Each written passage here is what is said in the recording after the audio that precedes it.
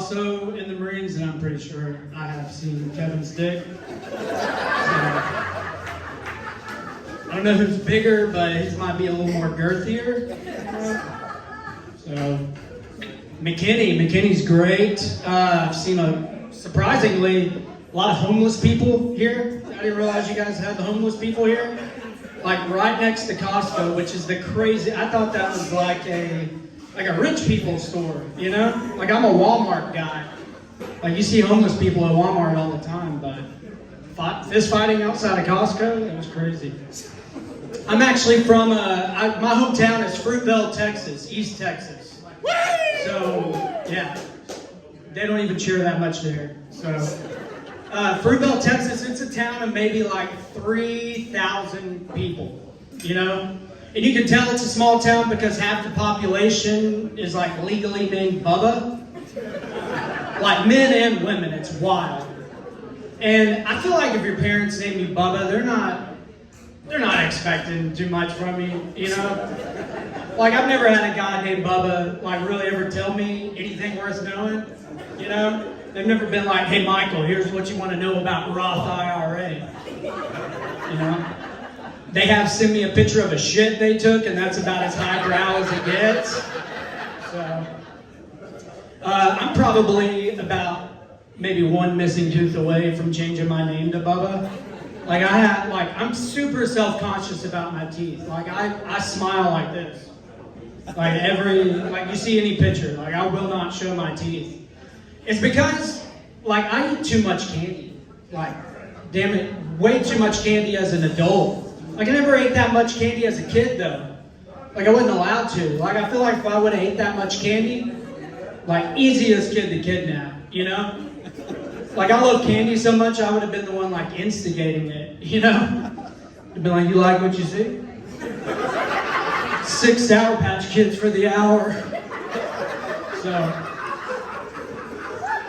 I dated a little bit in Fruitvale, which is tricky, you know. I feel like dating in any small town is a rough endeavor, you know.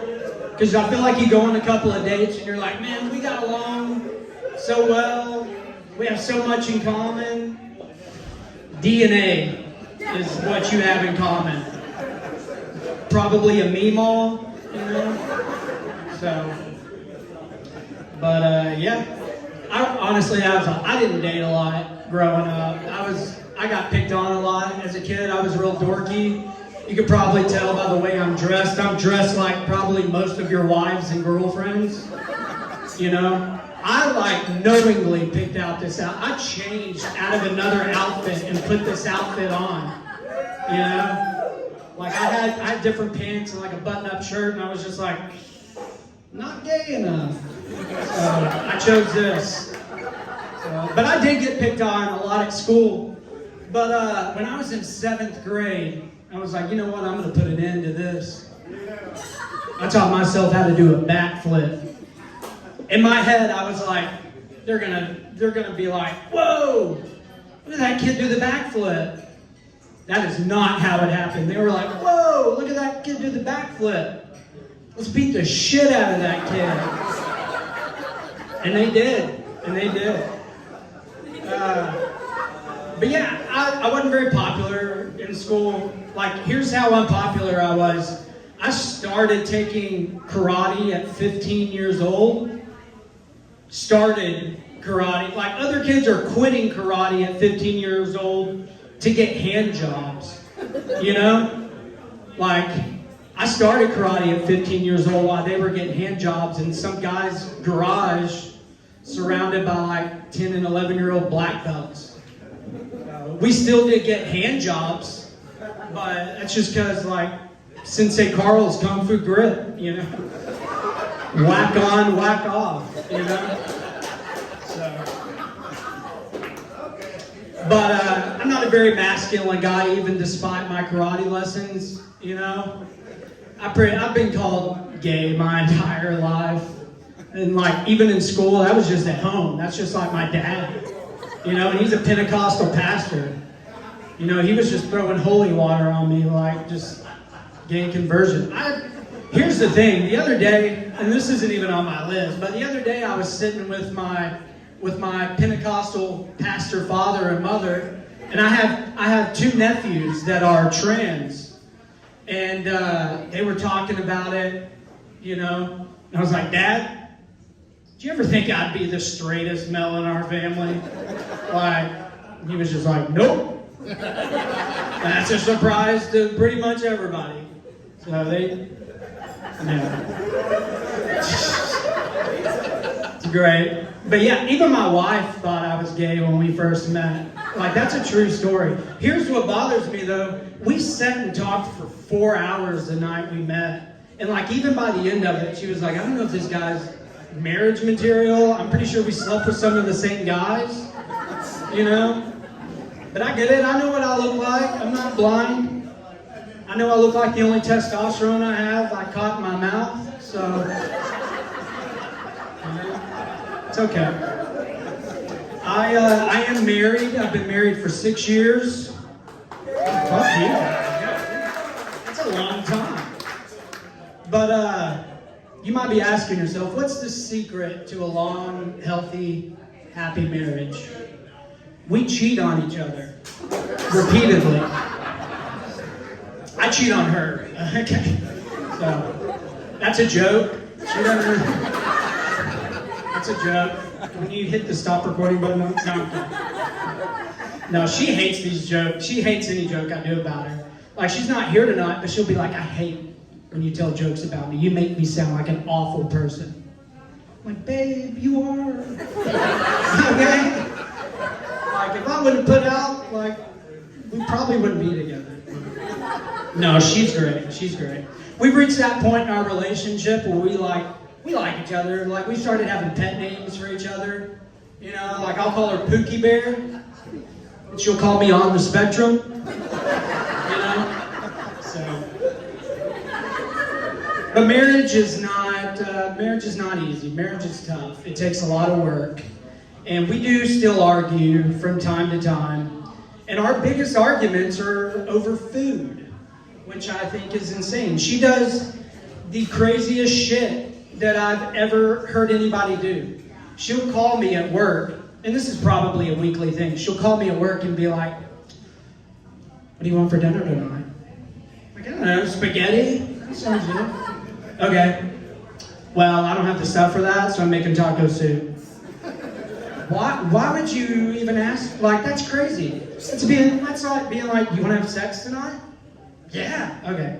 Well, let's just bang this guy right here. Okay? So, it's great. It's fantastic. Marriage is great. I love being married. It's fantastic. We get along good now. We do. It took some time, but we've kind of learned, you know, who each other are, and it's taken some time. We actually went to counseling a few years ago. Back in like 2019, we started going to counseling. And it was going good for her. It was going great for her. Like, she was winning, I was losing. I was like mentally trying to see which ceiling fan would hold my body weight. But we quit going to counseling because this is a true story. Our counselor pretty much called my wife a bitch. Yeah. As a man, the right thing to do, men, is to stand up for your woman. But all I could say was, babe, that's a professional opinion. Okay? That is a doctor's diagnosis, okay? We got a second opinion, same diagnosis, okay? You look it up on WebMD, right next to her name, it'll say it.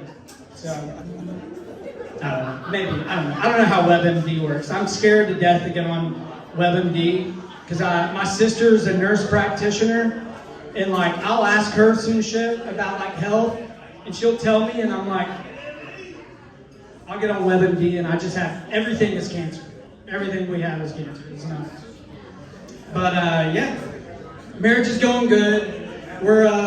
We tried something new not long ago. We tried to make a sexual videotape, a sex tape, which I don't know if you guys have ever seen what you look like during sex. It is not anything what you think it is in your head. In my head, I am a jackhammer, just going at it, just freaking. That is up here. On the video, it is not that. Like, I just look constipated the entire time. Like, the entire time, I'm just like, are you close? She's not. She's U-turned and gone the other direction. Like, it's terrible. And here's the thing. You have to get the angle right. We got the angle completely wrong, and it's just me the entire time. It's just me, alone, naked and afraid. It's terrible. If you're gonna film yourself, just get the angles right. Like, that's my only disclaimer here. And the camera does not add anything. That's a bold-faced lie. Does not add pounds, inches, and so cut the AC off if you're gonna make a take. So, but no, we're good. Marriage is great. Yeah, here's the thing about my marriage to my wife.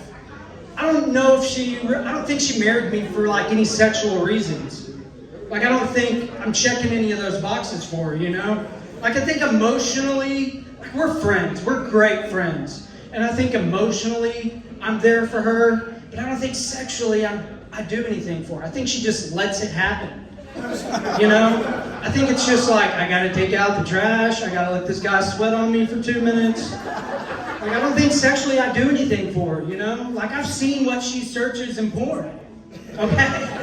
There's nothing in that category that says 5'7" white guy bangs chick for 1.5 minutes. Okay? She's also seen what I search in porn. And there's nothing that says chick fakes orgasm and cries herself to sleep. So, you know, tomato. Take the good with the bad. But I'm also a father, a lot of fathers and parents up here. Thank you. Applaud my not pulling out. No condom, not pulling out. Fantastic. Kids are great. I've got a 12-year-old boy from a previous marriage. Little ticket number for you. I've been married 3 times. So, only thing I would say is it's not me. Okay? I am not the common denominator. But, yeah, so I've got a 12-year-old boy from a previous marriage, and we've got a 5-year-old girl together. And my 12-year-old boy has reached the puberty age. And my wife thought that I was the person to have the sex talk with this kid. I didn't know, like, I felt like it was terrible. It went terrible. Like, I felt like I lied on a resume, and I was at the first day of the job, and they're like, what do you know about QuickBooks? Everything, you know? So, yeah, so I had the sex talk with him, and it went terrible. But we did have a good father-son moment. It was really kind of sweet. We both found out what a clitoris was at the same time. It was a real sweet moment. I don't know if can I even, that's not a bad word, right? Can I say clitoris? I see a lot of guys like Googling what that is right now. Okay. So I'm not the only one in that boat. So I also did not take into account how advanced kids are these days. Like, they're way more advanced than we were. Like, I was born in '88. Like, I am super immature and like not advanced at all. Like, my wife can have sex like she's peeling off Spider-Man underwear, you know? Like, I don't know. But I didn't take into account how like advanced kids are.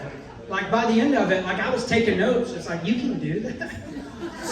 And it's terrible. My dad actually, he did not give me the sex talk until I was 17 years old. My dad is a Pentecostal pastor. If you guys don't know what Pentecostal is, it's like church and a rave had a very bad baby. And it's like, I don't know. I don't want to get too deep into it.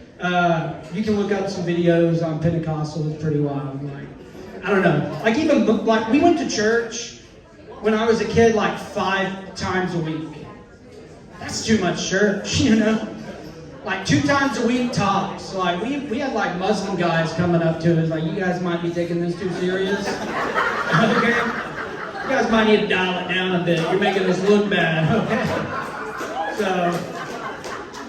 But yeah, my dad tried to give me the sex talk when I was 17. I was like, Dad, I've been having sex for like 5 years now. 4 of those consensual, okay?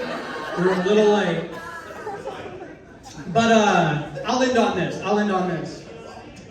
The one time my dad, other than that, the one time my dad tried to tell me anything about sex was when I was 12 years old. He was like, Michael, let me rap with you for a second, son. He was cool. He was a cool dad. He was cool. He was hip. Let me rap with you for a minute, son. Come here, sit down. Did you know when you're in your room alone and you're thinking about, you know, polishing the old knob? Imagine, son, that Jesus Christ, our Lord and Savior, is sitting right beside you. I don't know if I've ever came that hard, probably, in my life. It's fantastic. Thank you guys. I'm Michael Morgan. Thank you guys so much for coming out to Brass Tap Caliente Comedy. We're going to get your host back up here.